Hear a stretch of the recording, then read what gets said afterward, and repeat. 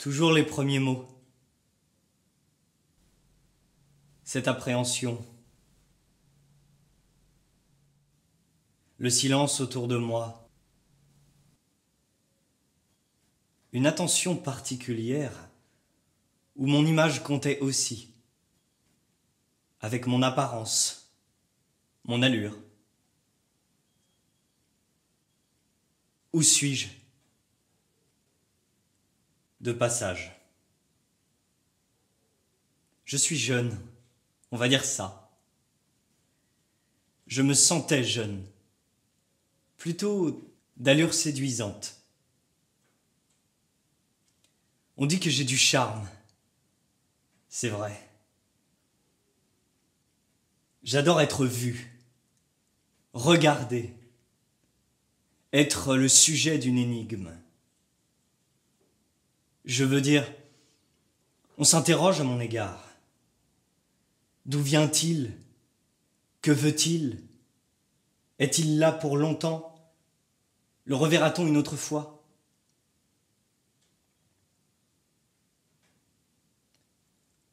Hall d'hôtel, vaguement l'espace, un canapé, quelques fauteuils. Plus loin, le comptoir où serait l'accueil. J'ai demandé, on ne me réveille pas demain matin. Je ne prends ni le train, ni l'avion. Je m'accorde quelques jours de congé, je flânerai en ville. Qui suis-je? Bastien. Pourquoi pas? Sébastien, Seb. Je suis un garçon. Je me suis assis sur ce canapé. Peut-être j'attendais quelqu'un ou personne.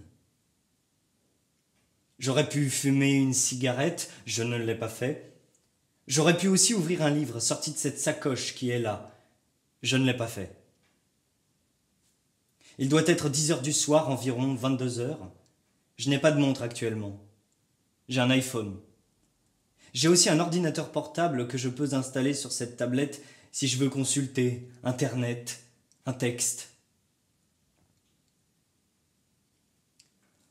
On m'a demandé comment je souhaitais être habillé. Vaste question. Difficile de répondre à ce genre de problématique. En hiver, en été, disons quelque chose plutôt passe-partout. Un pantalon, un pull avec chemise. Ce manteau sur le fauteuil là, un blouson. Pourquoi pas?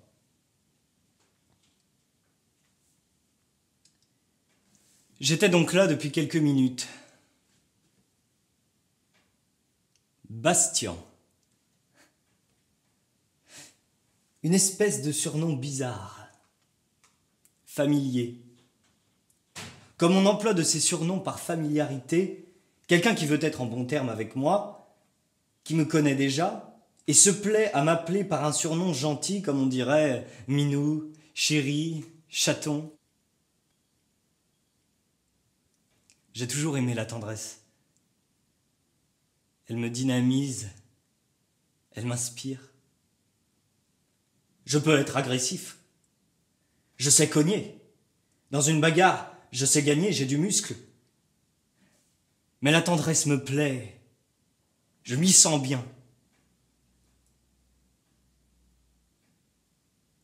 Ici, personne.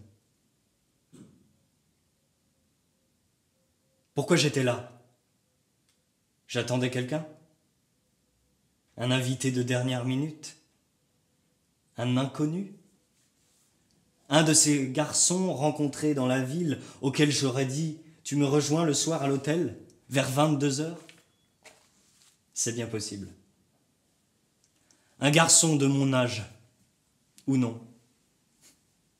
Ou une femme, peu importe. Quelqu'un qui m'aurait tenu compagnie pour la nuit.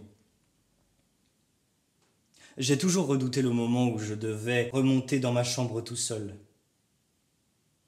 Le lit est froid, Les rideaux ne sont pas tirés.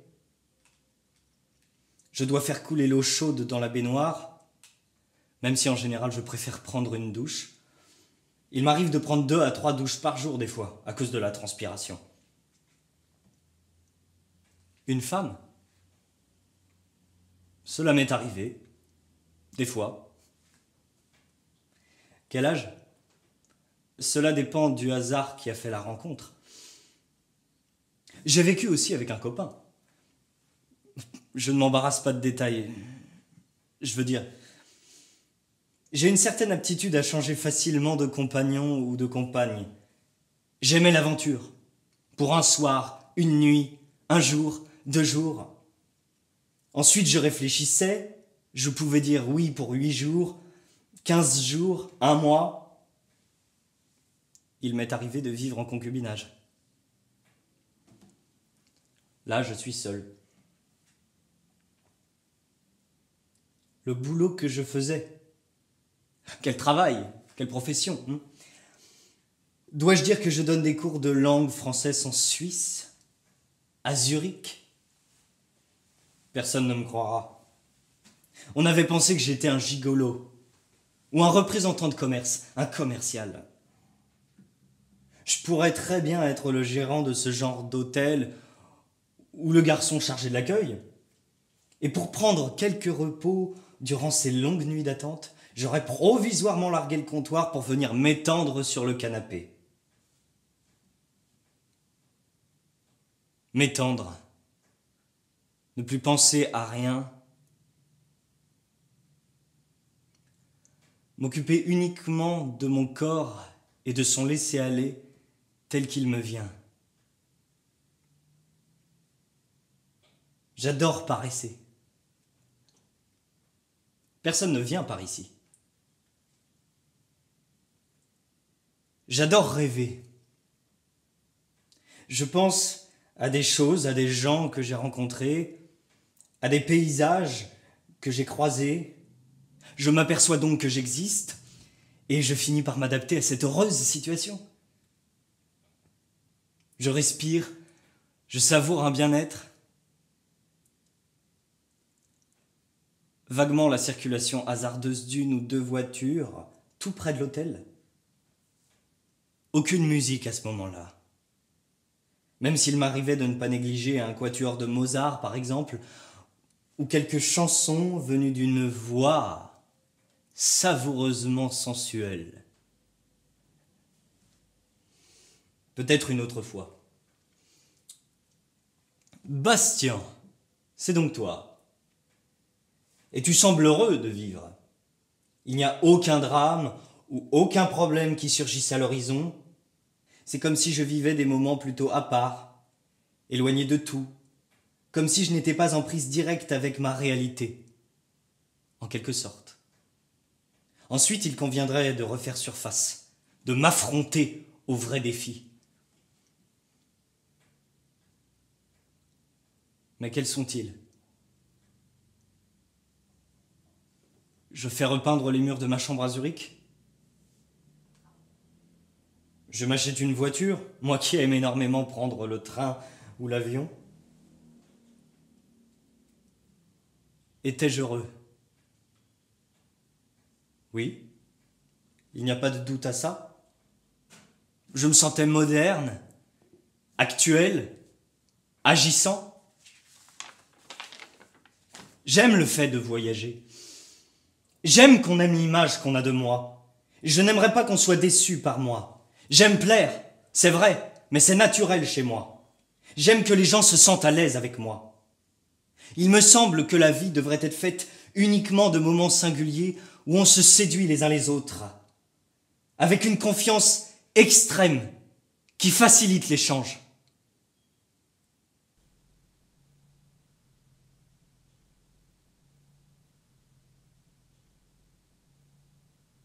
Évidemment, j'étais comédien. Il vaut mieux le dire tout de suite. Un comédien qui venait de Suisse, de Zurich exactement. Acteur. Pourquoi pas? Joueur. Intrigant. Bizarre. J'ai toujours aimé le théâtre, la scène, à cause d'une pénombre ambivalente qu'on trouve par exemple au début des spectacles. Quand on sort du jour officiel ou de la nuit réglementaire et qu'on commence à promener dans cette ambiance exceptionnelle de la fiction. Moi je viens pour ça, pour m'inventer des histoires, pour vivre des vies que je n'aurais jamais eu ailleurs l'occasion de vivre. On dit ça, on pourrait dire aussi bien que justement, je viens sur scène pour vivre une nouvelle fois ce que j'ai déjà vécu dans la vie réelle. Mais là, c'est vu sous un éclairage révélateur. Hall d'hôtel, pas si inattendu que ça finalement, puisque je suis en tournée. 2 passages. Ça me rendait irresponsable finalement. Je passais, je ne revenais pas, j'avais dégoûté tout le monde. Le théâtre est un faiseur de merde. Ça on le sait, on ne le dit pas assez. Mais qu'est-ce qu'on a pu s'ennuyer au théâtre? On aime un théâtre idéal qu'on ne rencontre que très rarement. Je plaisantais, comme souvent. Je me sens là des fois pour détruire absolument ce goût du sérieux qu'ont les gens, mais contemporains. Finalement, j'ai toujours satisfait ma clientèle. Je n'aime pas qu'on me quitte déçu, en se sentant trahi ou abandonné. Je suis là pour donner du bonheur, même si mes histoires sont tristes. Et elles le furent absolument.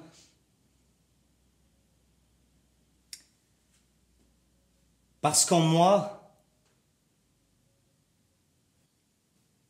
dans le fond de mon être, il y a le drame noir, tout un ciel funeste.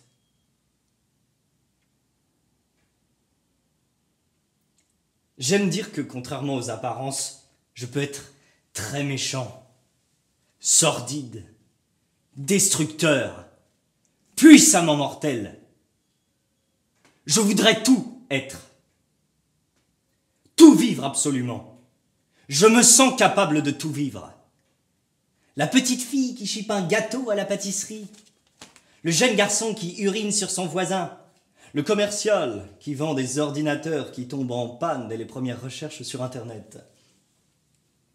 Là, apparemment, je suis tranquille.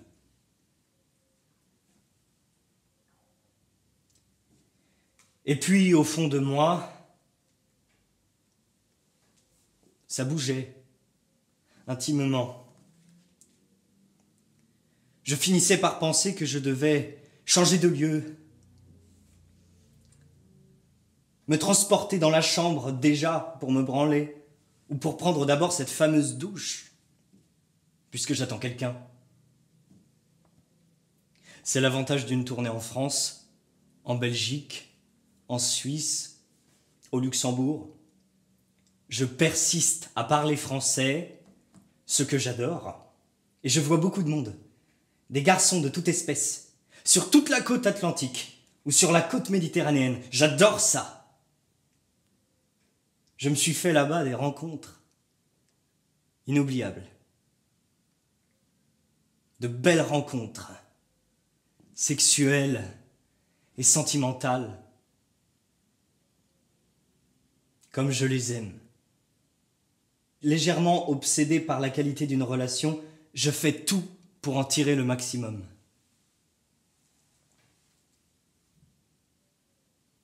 Et ce soir-là, une qualité de silence, un rendez-vous extraordinaire. Je me prends à imaginer que dans la salle, il y a un garçon spécial, 1 ou 2 garçons spéciaux. Au premier abord, c'est plutôt de mon âge, une jeunesse légère, gaillarde, aventurière. Mais je peux descendre plus bas, on dira 17 ans, ou monter plus haut, 40, 50. L'âge ne fait rien à l'affaire parfois, ni le physique. C'est plutôt une question de personnalité. J'aimais les personnalités rares. Les gars ou les filles, légèrement ou profondément compliqués. Ceux qui traînent des handicaps ou des problèmes insurmontables. Du moment que je peux me dégager de ce type de personnalité quand je veux, je n'aurais pas été médecin dans un hôpital ou aide-soignant dans une maison médicale, de même que je n'aurais pas aimé être juge. Policier, patron d'hôtel, directeur de théâtre, gigolo, homme à tout faire. Dans mes moments de désœuvrement intime, dans mes moments de grossièreté envahissante, je me vois bien gigolo, pute, une espèce d'escort boy pour femme ou homme. Le comédien est un peu pute. Il ne se soucie pas de la moralité de ses personnages, sinon il devient en quelque sorte brechtien. Moi, je joue en toute irresponsabilité. J'étais un garçon attachant, imprévisible. Il m'est arrivé de me maquiller, même en femme. J'adore être féminin. Ça peut ne pas se voir, cette envie profonde que j'ai d'être femme parfois. On me demande, pour vous, qu'est-ce être femme ? Je suis garçon, je n'ai pas de vagin, mais j'adore être habillé en femme, ou être déshabillé en femme. Vous vous sentez féminin à l'intérieur ? Oui, quelquefois je vous dirais. J'aime la relation intime entre vrais garçons et aussi la relation intime entre un vrai homme et un semblant de femme que je puis être. Tout est dans les manières d'abord. Une espèce d'élégance féminine dans l'art de séduire de manière plus ou moins appuyée, dans l'art de se mettre en adoration devant un homme. Je suis loin d'avoir épuisé tous les charmes d'être une femme. Une vraie femme. Si je regrette de ne pas pouvoir vivre réellement la maternité, vous m'embarrassez. Si je regrette de ne pas pouvoir vivre réellement la paternité, je n'ai pas dit ça. Peut-être un jour, un enfant avec moi, mon gosse. Dans mon appartement à Zurich, je possède 3 chambres. À mon âge, on ne sait pas encore de quoi on se prive en n'ayant pas d'enfant. J'observais certains jeunes parents, des jeunes papas, plus ou moins de mon âge. Je les enviais. J'étais ému. Chaque fois que je voyais Joël le môme avec son papa Julien, Tinou le bambin avec Maurice, son géniteur, Nicolas, à 5 ans, avec son père Norbert. Il y a une beauté insaisissable dans ce couple, formé d'un enfant et de son jeune père. C'est tendre, c'est purement affectif, et en même temps c'est très physique. Tous les deux, ils marchent ensemble dans la ville, ils forment un duo. Je me mets à la place du jeune père. J'aimerais éprouver ce qu'il éprouve. Une tendresse infinie. Ce goût aussi pour exercer une protection rapprochée auprès de son jeune fils. J'ai un fils, il a 5 ans.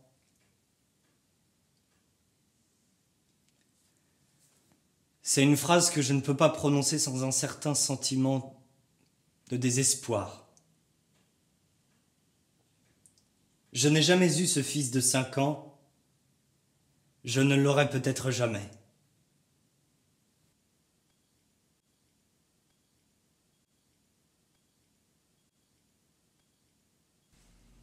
Là, un moment de doute ou de stupéfaction.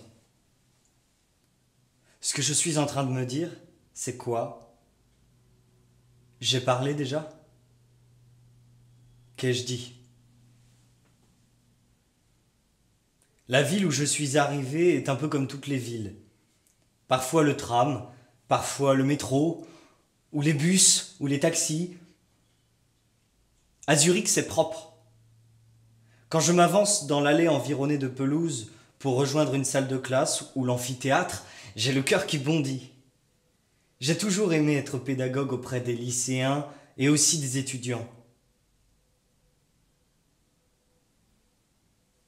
Je sais, Stéphane est resté là-bas. En ce moment, il a rejoint son appartement 2 pièces, près du lac, aux environs de 22 heures. Tard la nuit, il lui arrive de travailler. Cette nuit, je ne serai pas avec lui. Chez lui. Mon beau Stéphane, tu me manques. Dans cet effroyable hall d'hôtel où j'attends le groom, pour qu'il me dise exactement quelle chambre il m'a réservée, je me sens dramatiquement seul. Abandonné. C'est noir autour de moi, comme si je m'étais retrouvé dans un hôtel quasi vide. Parfois, on se demande s'il y a bien des chambres, des couloirs à l'étage. Et si ce hall était purement fictif? Un de ces halls d'hôtel que je peux avoir dans la tête quand je suis éloigné de toi. Tu me manques. J'aimerais tant pouvoir te cajoler, t'embrasser. Stéphane, est-ce que tu penses à moi ou non? Tu n'es pas seul? Tu n'es pas rentré chez toi ce soir?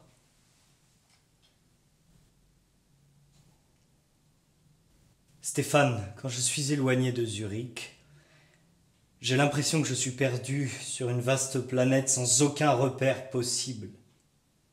À quoi je sers? Pourquoi j'étais là? Tout me manque de toi. Et puis tes encouragements. Cette façon que tu as de venir me surprendre en m'embrassant dans le cou. Ta chaleur me manque. Tes petits mots à toi. Tu aurais très bien pu venir avec moi pour cette tournée. Tu aurais fait l'éclairage, la conduite de l'éclairage, où tu m'aurais attendu là, dans le fond de la salle. Je saurais que je suis regardé et écouté par quelqu'un que j'aime et qui m'aime. Tu as 22 ans. Tu es fort musculairement, de taille. Si nous pouvions nous joindre à l'heure actuelle, je t'appelle. Cette ville est froide. Parfois j'ai l'impression de jouer devant une salle vide. Je vais pour demander un peu d'aide à quelqu'un, un renseignement, ne serait-ce que pour qu'on me serve un chocolat chaud, un grog. J'aurais pris froid.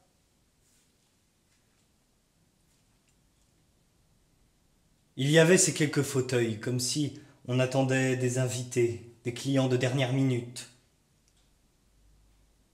Quand je me suis mis à marcher sur une espèce de tapis, je me suis rendu compte que mes pas ne produisaient aucun bruit. Je glissais dans le silence à travers un air bizarre. Qui j'étais? Ce personnage inattendu qui avait déclaré être venu jouer la comédie dans la ville? Un client ordinaire? Et maussade qui avait laissé à la maison femme et enfants? Qui étais-je vraiment? Qui je suis? Un Zurichois. Mais j'étais né en Belgique, à Bruxelles. Passeport? Oui, j'ai ça. Quelques autres papiers? Le texte de la pièce que je dois jouer? d'autres textes de pièces que je pourrais jouer, un livre, deuxième livre, troisième livre, quelques préservatifs, du gel, de la menue monnaie.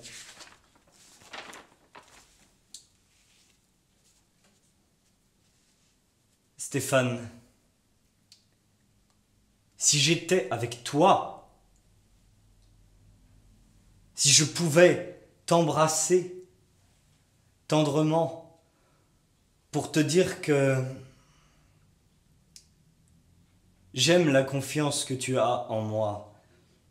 Tu me fais confiance. Tu sais que je ne peux pas être un mauvais garçon. J'ai tellement besoin de répandre le bien, d'apporter un certain bonheur. Par nature, je suis généreux. Et ce hall est un peu le carrefour de ma vie. Pourquoi je me sentais angoissé alors que j'ai tant de raisons d'être heureux? Avais-je un doute à propos de mon talent? Non. Je sais que je peux capter l'attention d'un millier de personnes. Je me sentais dans mon corps, alerte, sexy. J'ai eu l'idée de me regarder dans une glace. Cela m'arrive assez souvent pour vérifier certains éléments de ma personne. Une moustache que j'aurais mal disposée, des cheveux trop longs. Parfois je me rase le torse, parfois non. Naturellement, je serais plutôt poilu. Je ne fais pas homme des bois, mais je pourrais. Je peux avoir un aspect hirsute quand je me lève d'une nuit mouvementée, en rêve ou en réalité, mes cheveux parfois sont en désordre. Je cherchais désespérément un miroir, il n'y en avait pas. Je vois uniquement mon ombre se profiler sur le sol en fonction de la direction de la lumière des projecteurs. Je me suis mis à marcher, et toujours cette angoisse était là, de nature inconnue, impalpable, comme si j'avais peur de ne pas me souvenir de mon texte, ou comme si ma respiration était saccadée, ou ce sont les battements de mon cœur. J'aurais bien bu un verre d'eau. Je regarde autour de moi. Ce hall est vide, sinistrement vide. À part moi. C'était comme un hall de tragédie, quand les personnages viennent rendre compte de leurs méfaits ou de leurs pensées inavouables. Mais qu'avais-je fait de mal?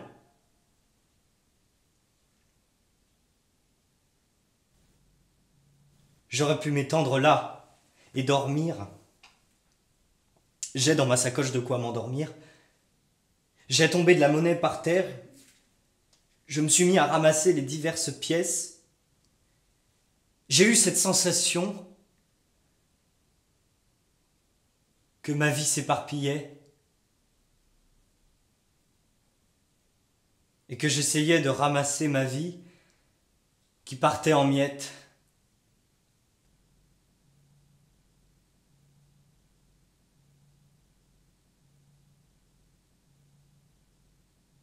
Je ne me souvenais même plus de ce que j'avais joué ce soir.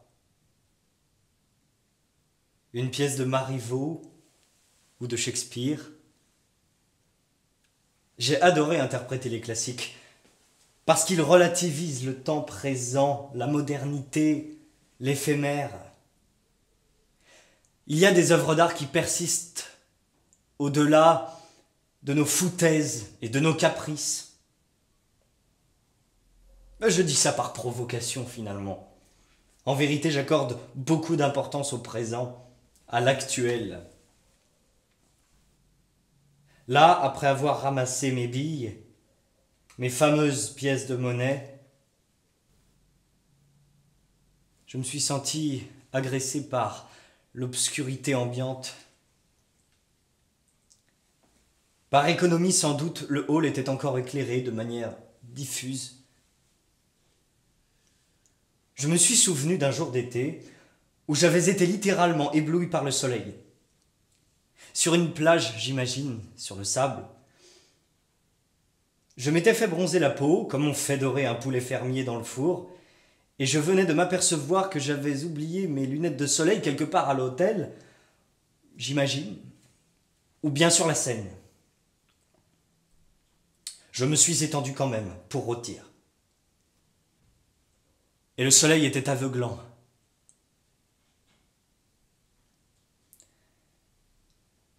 J'aime beaucoup aussi me retrouver sur la terrasse quasi ouverte d'un bar en ville. Et l'hiver, il y a ces chauffages qui permettent à ceux qui pourraient avoir envie de fumer de rester là, ni dehors, ni dedans, pour assouvir leurs besoins de rêverie et de nicotine. Même durant ces moments d'hiver, et même à la tombée de la nuit, j'adore mettre des lunettes au vert teinté, comme ici. Ça me repose, ça me détend. J'ai l'impression de m'être coupé du monde. Et je deviens quasi invisible, puisqu'on ne soupçonne pas mon regard tel qu'il est, ni vers où il se dirige. Une espèce d'incognito et de mystère. C'est déjà tout un personnage. On sent qu'il a voulu se cacher de quelque chose ou cacher quelque chose. C'est l'idée du mensonge qui me plaît, ou du masque. Il y a là quelqu'un, un gars, qui suscite le mystère. On voudrait voir. Et je persiste. Avec ces lunettes, je pourrais faire le tour du monde. À Moscou, Shanghai, Los Angeles, Istanbul, Dubaï, Venise, Madrid, Bornéo, Djibouti, Hambourg. Toutes les villes me parlent parce que dans la confusion de la foule, il y a toujours un garçon pour moi. Un amant, pour ainsi dire, dans chaque ville. J'aurais pu essayer ce fauteuil-là. Je m'y dirige. J'ai eu la douloureuse sensation d'être enfermé dans une cage. Je n'arrivais pas à me dépêtrer de quelques idées maussades. Je cherchais à me singulariser, à trouver une situation dramatique exceptionnelle. Et je me sentais cheminer dans l'invivable, pour ainsi dire.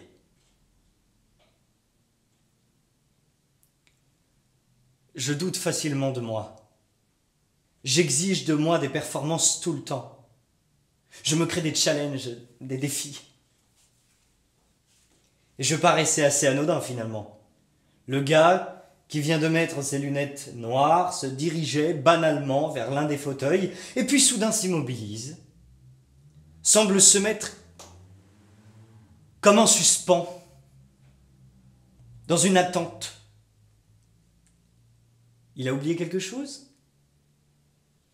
Il se souvient précipitamment qu'il a commis un meurtre récemment. Il se demande s'il n'a pas laissé son portefeuille sur le comptoir de l'hôtel quand il l'a déplié pour montrer sa carte d'identité. Il s'est aperçu précédemment, dans cette pièce de Marivaux, qu'il avait sauté tout un ensemble de mots et que son partenaire ne s'en est même pas avisé. Ou bien ce soir-là, quand je déclare à mon valet que je quitte la campagne et que je ne veux plus entendre parler de la marquise. Celui-ci m'a regardé avec un air étrange qui n'avait rien à voir avec son personnage, comme si Florent voulait me faire passer quelque chose au cours de la représentation. Mais quoi ? Que veut dire Florent ? Quand on se quitte après s'être démaquillé, on va pour se séparer, je regardais Florent, je retrouvais ce même regard qu'il avait eu sur la scène. Tu voulais me dire quoi ? Rien, je crois que je vais aller me coucher. Tu es sûr que tu n'avais rien à me dire ? Non, pourquoi ? Et j'ai vu Florent repartir vers l'hôtel. Moi, j'avais rendez-vous dans un bar karaoké avec un gars, un de ces gars que je rencontre sur le réseau. Florent est-il amoureux de moi ? Je me mets ça dans la tête. Florent me cherche. Et je n'ai rien vu jusque-là. Qu'est-ce que tu aimes en moi, dis-je. Tout. Sois plus précis. C'est mon physique, ma personnalité, ma façon de jouer. Non, tout. Je te trouve adorable. J'ai difficilement résisté à une aventure, dès qu'elle se propose gentiment. Florent voulait coucher avec moi ? Je peux l'amener au bar karaoké d'abord. J'ai toujours respecté les rendez-vous que j'ai donnés. Il m'arrive certaines fois d'avoir plusieurs rendez-vous, plusieurs opportunités à la fois, et je ne sais pas choisir. J'adore être dépassé par un nombre incalculable de rendez-vous. À ma manière, je suis un salaud. Je fais souffrir Florent, Peter, Rodrigo. Qu'est-ce que je veux ? Séduire ? Me faire niquer ? Marivaux est pervers. Tous ces personnages jouent avec leurs sentiments. Même ceux qui prétendent être les plus sincères sont en fait des personnages troubles. Comment dire ? La complication est-elle une perversité ou un enrichissement ? Qu'est-ce qui me rend le plus attachant ? Et même à l'égard de moi-même. Qu'est-ce qui m'attache le plus à moi ? Mon goût pour la subtilité, la nuance, ou au contraire, mes grands élans, quand je suis simple, direct, tout entier dans l'instant ?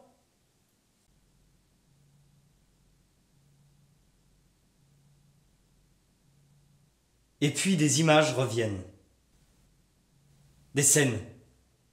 Des espèces de situations où je me trouve impliqué. Là, par exemple, je suis à Géant Casino, dans le grand hall, avant de passer devant les barrières de contrôle pour accéder à la marchandise. Et je faisais un tour. Je baladais. Je me souviens que j'ai regardé les montres dans une boutique de la galerie marchande. Je cherchais une montre avec des chiffres phosphorescents pour voir la nuit. Je n'ai plus qu'un bras à lever négligemment et je peux lire. Minuit, 1h, 2h du matin. Et là, tout à côté de moi, il y avait ce jeune papa qui grondait son gamin. Il allait lui foutre une trempe si le gamin persistait à faire la moue. Tiens-toi bien, quand je t'ai dit quelque chose, il faut m'écouter. Regarde-moi. Tu as conscience que tu es en faute et que tu dois m'obéir ? Le gamin de 6 ans continuait de marcher à côté de la poussette où il y avait sa petite sœur ou un petit frère. Je n'ai pas identifié. Parfois dans une poussette, je me demande ce qu'il peut y avoir. À cet instant même, j'ai comme pensé qu'il y avait un chat dans ce landau, ou un chiot, ou une poupée. Et puis là, d'évidence, c'était la petite sœur de Norbert. Norbert, je t'ai dit, tu dois m'obéir. Je veux absolument, quand nous sommes à Géant Casino, que tu tiennes la poussette de ta sœur, sinon je vais te perdre. Et le jeune papa dirigeait l'ensemble. La poussette, la petite fille à l'intérieur, et puis Norbert, dont j'ai senti qu'il ravalait des larmes. Le gosse n'en pouvait plus, il allait fondre en sanglots. Et son père poursuivait ses diatribes. « Norbert, accroche ta main gauche à la poussette. Tu veux que je te donne une fessée devant tout le monde ?» Je passais, je ressentais cette tension familiale Cette espèce de pouvoir que le père s'était donné sur son gosse. Et le mec portait des lunettes, il avait un visage ingrat. On sentait qu'il avait mis de la rancœur dans ses observations. Comme si le samedi matin à Géant Casino, pour lui, c'était une corvée. Il trimballait sa petite famille. Où est la femme? Ça me fait souffrir quand je vois un gamin sous la pression d'un père hargneux. Comme si la petite créature devenait un bouc émissaire à cause de tous les tracas du père. Ce paternel s'était fait un devoir d'éduquer son gosse et il abusait de son pouvoir et de sa soi-disant connaissance des choses qu'il faut apprendre. Norbert accrochait sa petite main gauche à la barre de la poussette et je voyais bien qu'il traînait les pieds. Il n'en pouvait plus. Déjà, il avait commencé de haïr son père, où il en était encore à pleurer de voir que son papa le grondait, malgré tout l'amour qu'il y avait entre ces deux êtres. J'ai ressenti ce jeune père comme aigri, malheureux à sa manière. Il en avait sa claque à traîner la petite famille à Géant Casino un samedi matin, alors que sa femme s'attardait dans la boutique de coiffure pour demander les prix ou envisager un rendez-vous pour samedi prochain. Je déteste le pouvoir dont abusent certaines personnes. C'est subtil. En même temps, ce jeune gars ne pouvait pas frapper son enfant. Toute la clientèle de Géant Casino se serait alertée. On ne frappe pas un enfant. On l'éduque. Ou tout simplement, on vit sa vie et le gamin vit la sienne. À quelques ajustements près. Norbert était devenu le souffre-douleur. J'ai ressenti ça comme une injustice. Le jeune papa abusait de sa position dominante. J'imagine qu'il avait trop pris au sérieux sa vocation de géniteur, peut-être même qu'il se reprochait d'être devenu père dans un tel état d'insouciance qu'il payait cher maintenant. Le gosse n'avait pas demandé à vivre. Et Norbert, toute sa vie, se souviendrait des engueulades de son géniteur, d'une fessée violente qu'il a reçue un jour, un samedi exactement, dès qu'avec son père et la poussette, ils sont entrés dans les sanitaires de Géant Casino.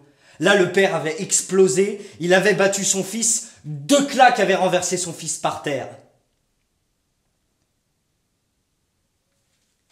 Et ceci, en ville, un samedi soir, au café Joseph, j'ai commandé un muscat, je déguste. Sur mon iPhone, je consulte Grindr pour trouver des mecs, pour voir la beauté des mecs sur le réseau. Il doit être 22h le soir, et à côté de moi, Hervé et Roger, on dira, 2 mecs passablement beaux, dont l'un, justement, Hervé, a son iPhone allumé. Et il peut donc constater comme moi que nous sommes à côté, puisque le réseau nous indique à l'un et à l'autre sur l'écran que nous sommes à 3 ou 4 mètres l'un de l'autre. Les 2 gars ne m'ont pas remarqué. Ils ont commandé une assiette de charcuterie avec une bouteille de vin blanc et ils dégustent. Ils se parlent vaguement. Avec des sourires parfois, et ils ont l'air de se connaître depuis longtemps. Ils sont amants, j'imagine. C'est une vieille histoire, puisque l'un consulte Grindr. C'est qu'ils sont à la recherche d'un 3e gars au moins, ou d'une partouze pour la nuit du samedi au dimanche. Ces 2 gars m'affligeaient. Ils consommaient l'assiette de charcuterie dans un calme effroyable. Je ne sentais aucune passion entre deux. Pas même une amitié fervente, plutôt une espèce de camaraderie tiédie, sans doute scellée par de nombreuses séances de cul. Mais le tout formait maintenant quelque chose de banal, d'incommensurablement bourgeois. 2 gars de trentaine, à une terrasse de café, dégustaient une assiette de charcuterie agrémentée d'un petit blanc quelconque. Ce rituel semblait tellement fade Comment ces deux gars qui n'étaient pas laids pouvaient-ils se laisser vivre dans une espèce de consommation aussi veule? Ils n'avaient rien à se dire, tout semblait déjà être dit. Entre eux, le désir ne devait monter que lorsqu'ils étaient totalement nus, dans un lit. Là, bourgeoisement, on avait deux PD qui semblaient presque s'ennuyer ensemble. Et ce qui me gênait le plus, peut-être, c'était cette satisfaction qu'ils semblaient tous les deux avoir incrustée sur leur visage. Pas l'ombre d'un doute ou le moindre dessin d'un chagrin quelconque, pas le moindre trait d'un élan singulier. Les deux gars exprimaient une espèce de contentement béat, trop fort pour être vrai à mes yeux.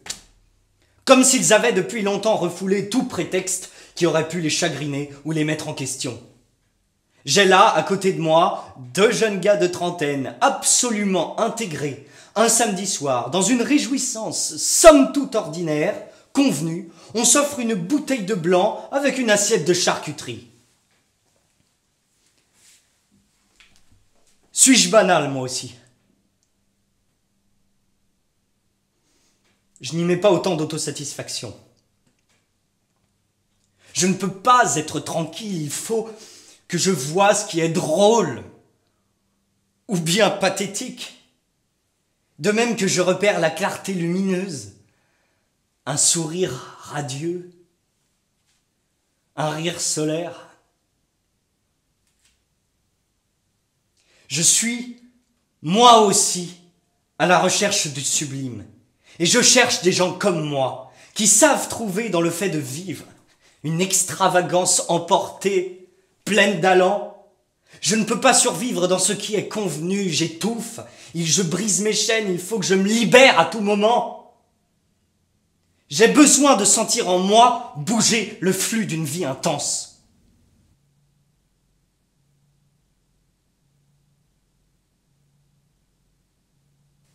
J'en suis là. J'ai peu avancé. Je veux dire, pour me faire connaître, il faudrait plus de temps, plus d'occasions, ou plus de chance. Non, en ce moment, il n'y a rien de drôle.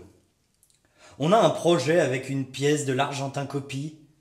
Peut-être on joue au Festival d'Avignon cette année aussi en juillet. Je me souviens de la poussière là-bas et de la sécheresse des rues en été. On boit, on tente de faire la sieste quand on ne joue pas. On peut très bien commencer à donner un spectacle à 10 heures du matin. Des fois, l'art me paraît une épreuve, une tentative d'art. En fait, tout le monde court après son contrat et la vente de sa marchandise. Avignon est un immense marché de loisirs. Je pouvais m'y faire ma place sans trop d'illusions. Je ne suis pas l'acteur du siècle. Je végète, comme beaucoup d'autres acteurs et comédiens.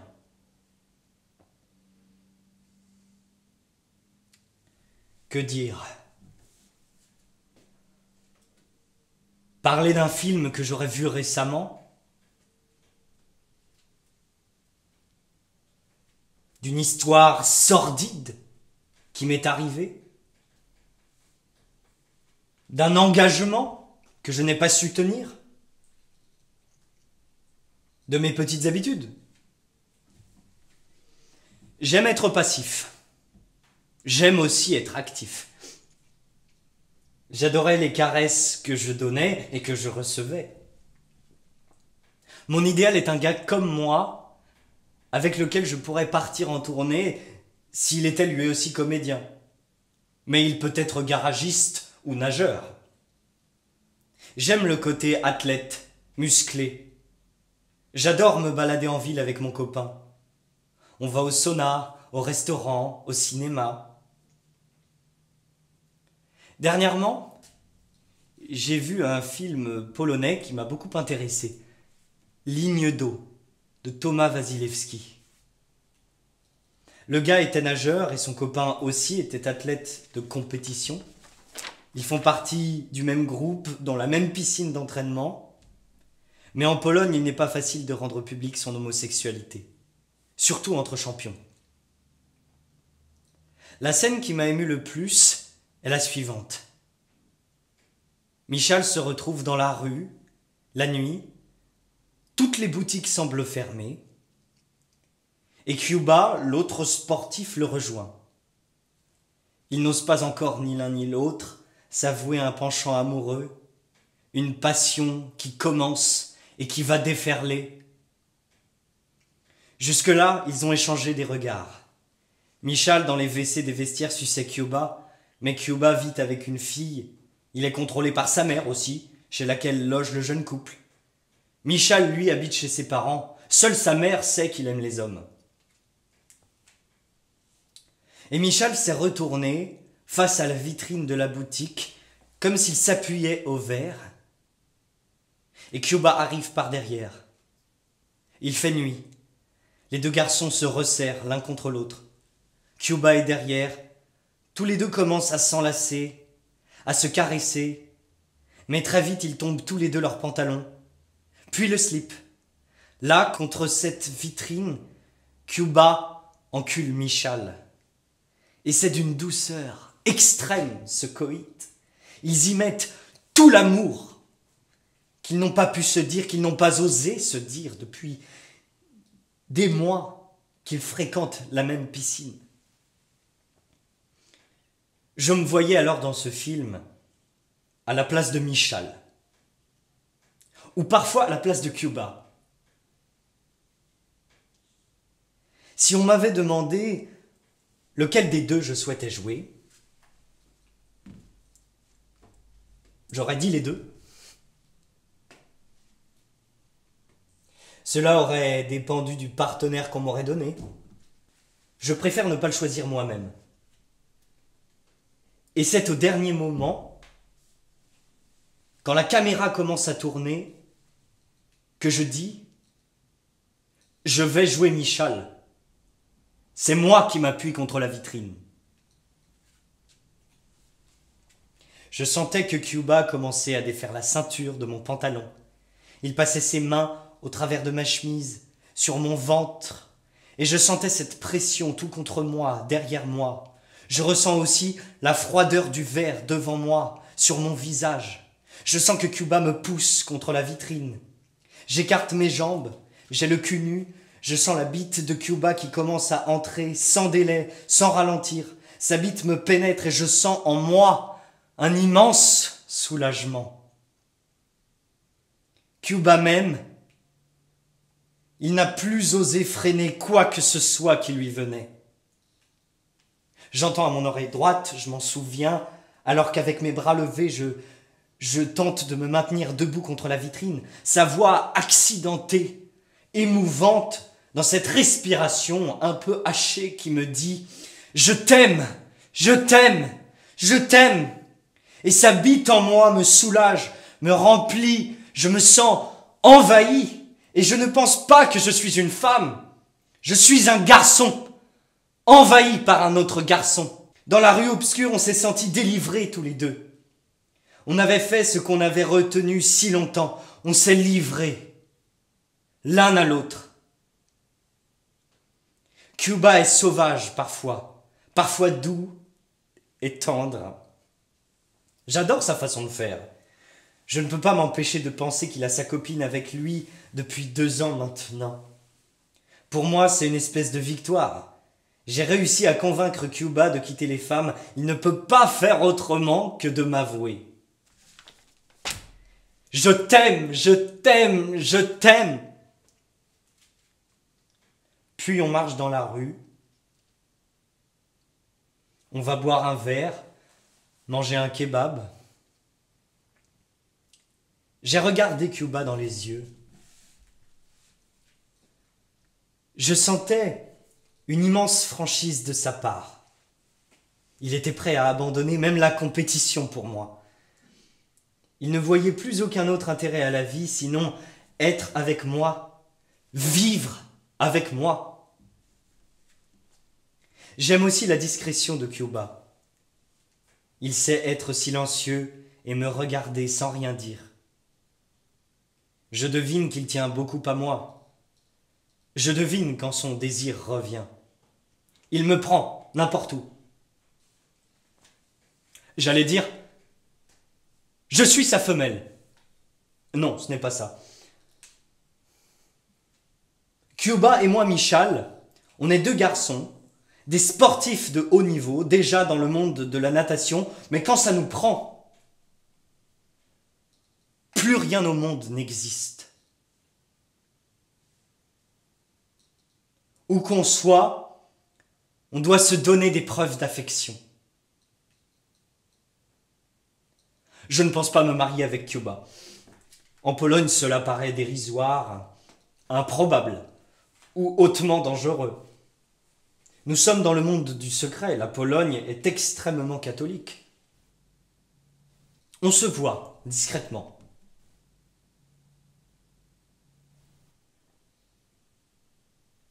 Michal était resté chez ses parents.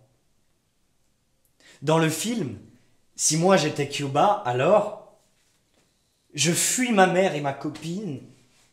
Je ne sais pas ce que je vais devenir. Puis des gars, de simples Polonais, nous ont surpris un jour à l'entrée de l'immeuble des parents de Michal. On s'embrasse, on se dit au revoir. Quelques jours après, mon ami Michal est agressé dans le parking de l'immeuble de ses parents. Ils sont venus à 5.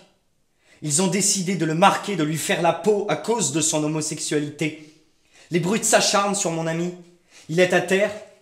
Déjà, il a le nez qui saigne et ces mecs d'à peu près son âge persistent à lui donner des coups de pied dans le ventre et dans la tête.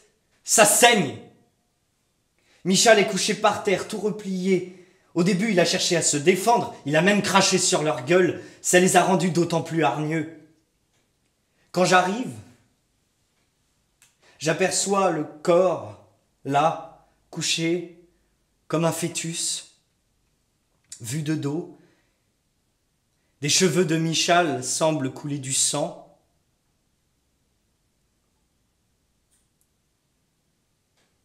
Déjà, il y a cette flaque à terre. Michal est mort. Moi, je suis Cuba alors. On m'a volé mon bonheur. J'ai voulu me pencher sur lui pour lui dire encore quelques mots, pour le caresser, pour le prendre dans mes bras. Quand j'ai fermé ses yeux, il m'a semblé qu'il me répondait, que Michal me disait « Cuba, tu t'es bien occupé de moi. Maintenant, sauve-toi, quitte ce pays merdique. »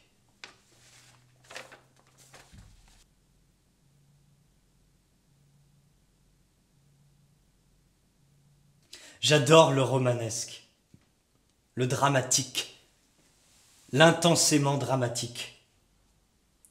Et tous les jours, même la nuit, il nous arrive des choses banales, peu extraordinaires.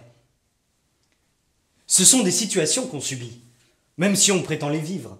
Parce que l'être humain, finalement, le véritable être humain, il aime la densité, l'aventure forte, une forme d'exploit à tout moment, pour se surpasser, pour éprouver très sensiblement qu'il est unique et qu'il est en action avec d'autres de son espèce.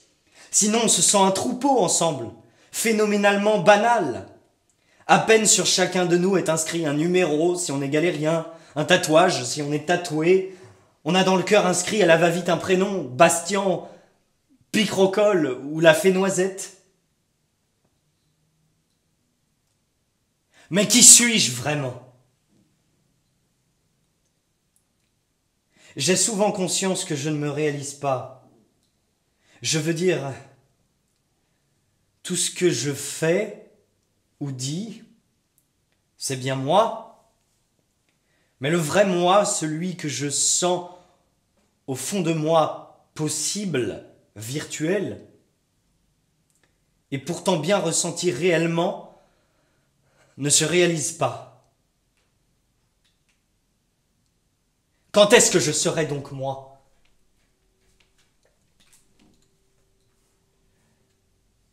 Quand je pleure, d'une manière inévitable ? Quand j'éclate en sanglots ? Quand je riais, j'ai envie de faire l'amour. J'ai envie de baiser. Il me faut trouver quelqu'un. Pas de groom dans cet hôtel, pas de fille à l'étage. Si j'allais dehors, je trouverais bien sur un trottoir une pute. De passage. Fille ou garçon.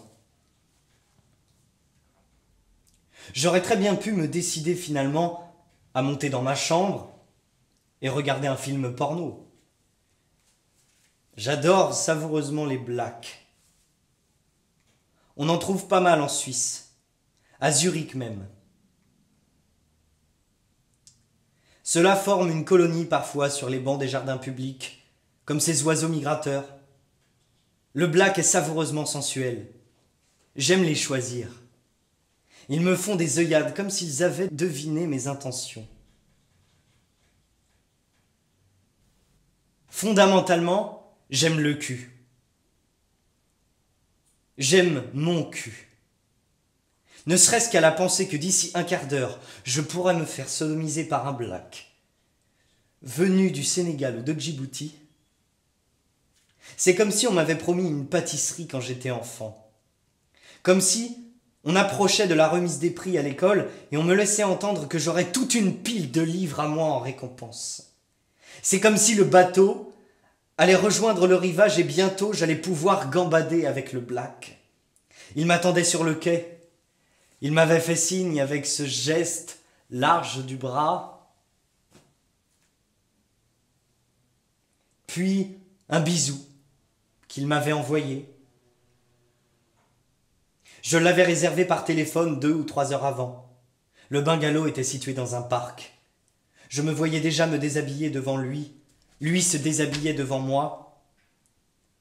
Et cette queue noire était si belle, si tragiquement belle. Jamais je n'en aurais une comme celle-là. Puis je pensais avoir son cul. Je lui dis de se tourner. Et le black, spécialement ce jour-là, était versatile, accommodant. Je glissais mes doigts d'une main curieuse dans la fente de son cul. J'avais toujours la sensation à ce moment de franchir la dernière porte avant le paradis. Ensuite, je n'avais plus qu'à me laisser glisser. Ce que je fis. J'aimerais dire des mots d'amour. Du moins, j'aimerais dire des mots de remerciement ou d'encouragement. Ce black est phénoménal. À ce moment, je me suis demandé si j'avais bien 2 ou 3 films porno dans mon sac. Ces blacks m'ont toujours fait rire quand ils font l'amour entre blacks, entre hommes blacks. Ils sont économes de mots, même s'ils savent se dire des mots gentils qu'on ne comprend pas toujours. Ils parlent dans leur langue, ou bien en anglo-saxon. Et moi, quand je fais l'amour, j'adore parler en langue française. Mais la plupart du temps, les blacks, dans l'effervescence érotique et sexuelle, sont muets. Ils se contentent de gémir doucement, ou alors de se pincer les lèvres, comme ça. Comme ça. Et il signifie par là que le plaisir est incommensurable, que les plaisirs les dépassent comme s'ils voulaient retenir des mots ou des cris tellement la jouissance est forte, comme ça.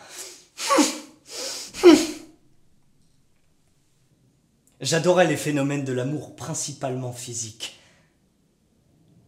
C'est une obsession chez moi, une multitude de fantasmes. Chambre 27 ou 36. Le black est étendu sur mon lit, tout nu. Il m'attend. J'ai le choix. J'entre tout habillé dans la chambre et je me déshabille. Ou bien j'entre nu déjà. J'ai laissé mes vêtements quelque part. Pour la surprise, le choc. C'est mon genre exhibitionniste. Je suis fier de mon cul, de mes épaules, de mes cuisses et aussi de mon regard. Suis-je fier de ma queue? Oui, évidemment. Sa jolie S a de l'envergure. Puis je me suis attardé là. J'aurais pu m'asseoir à nouveau, une nouvelle fois. Je manquais d'amour. Je vais pour appeler Stéphane à Zurich. Il me demande chaque fois avec qui j'ai couché. Et combien de mecs je me suis fait dans une tournée. J'exagère le nombre pour le rendre jaloux, pour l'inquiéter. Je me veux rare, en même temps extrêmement généreux. Quand j'étais gosse, je fis l'objet de certaines tournantes, dans certaines caves à Bruxelles. De là, j'ai retiré cette maxime.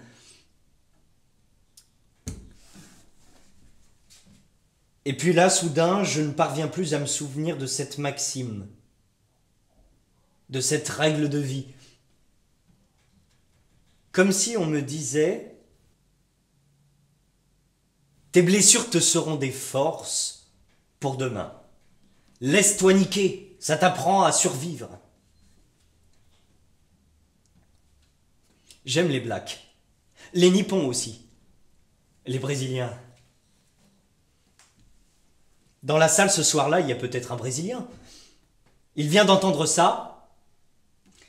Il se promet de m'envoyer un SMS dès que l'éclairage sera revenu après le spectacle. Un Brésilien en voyage. 2 passages. À Rio de Janeiro, quelle heure est-il en ce moment? Il fait soleil là-bas. La plage est rutilante. Je me vois mettre mes lunettes de soleil. Je m'apprête à aller bronzer. Chez moi, c'est quelque chose qui me revient souvent. Ce goût pour l'exhibitionnisme, pour plaire, pour ne laisser entre moi et le monde même pas l'épaisseur d'un papier à cigarette. J'aime être nu face au monde.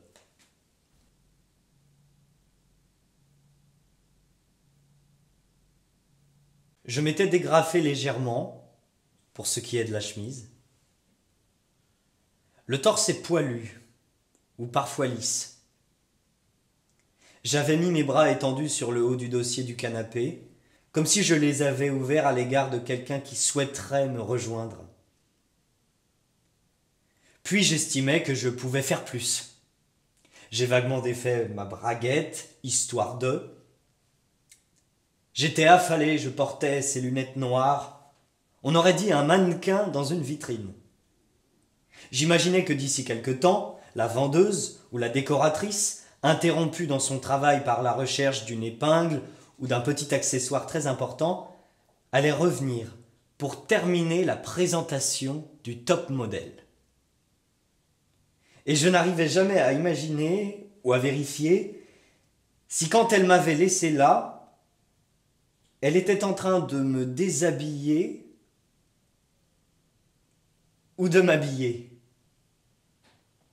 Comme si l'action avait été cassée à certains moments ou fugitivement interrompue. Et je ne savais pas dans quel état d'esprit exactement je devais me trouver. Est-ce que je dois de moi-même achever les gestes commencés? Mais lesquels? Je me sens un peu étranger à moi-même. Sans doute à cause de ces lunettes noires. Qui suis-je là derrière? Un mannequin oublié? Un gars que la fille a laissé tomber parce que j'aurais trop de transpiration dans les pores? Une certaine odeur de mal? Ou bien elle était repartie après notre affaire? C'était à moi de finir de me rhabiller. Étrangement, je ne savais plus si j'avais...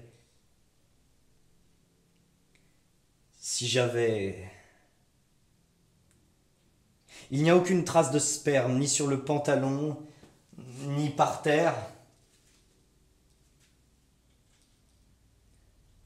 Où suis-je? Où suis-je? Je me souviens que j'étais comédien, que je venais de Zurich où j'ai laissé mon amant, Stéphane, et puis ces lunettes noires qui me permettaient en quelque sorte de vivre incognito. Chez moi, c'est assez irrésistible. Cela se fait presque tout seul. Il faut que je me déshabille parce que j'étais fier de mon corps. La chemise, puis le reste en commençant par les chaussures, comme souvent, puis les soquettes. Je me disais que dans le public, il y aurait au moins 2 ou 3 gars et 1 ou 2 filles qui éprouveraient de la sympathie pour moi, à cause de l'audace et de l'innocence que j'y mettais. Je me déshabillais, c'est sûr, comme si déjà j'étais dans ma chambre. Comme si à la place du hall de théâtre, c'était ma chambre maintenant. J'avais eu la journée chargée. C'est le genre de soirée où l'on ne sait trop que faire. On laisse là, éparse dans la pièce, quelques restes de son costume et on se retrouve à poil. Quand j'ai cherché la porte de la salle de bain, quand j'ai cherché mon lit,